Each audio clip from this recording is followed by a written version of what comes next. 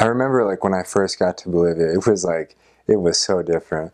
It was a total culture shock. And like, so I arrived in Santa Cruz, and all the new missionaries, we got our new companions in our area, you know. And then the next day we all were sent out to our area. And back in the day, that was before Santa Cruz had been split into the north and south, so it was all just one big mission. And some of the areas were like way far away, man.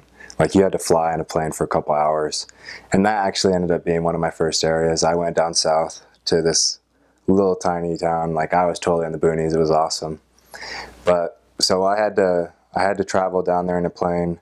And my companion, he was American, and he knew what he was doing. He'd only been there for like 3 months though.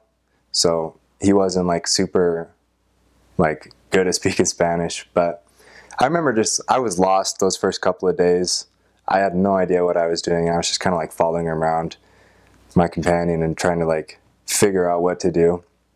And the first week was probably like one of the toughest, you know, because I remember like after the first day of proselyting and knocking on doors and talking to people, we got back to the house and we got ready for bed and stuff. And I was just laying in bed and I thought to myself, like, man, how am I going to do this for 2 years? And it's kind of difficult, but I think it's just that adjustment is the most difficult. And then once you get used to it, you can just fly through it, you know?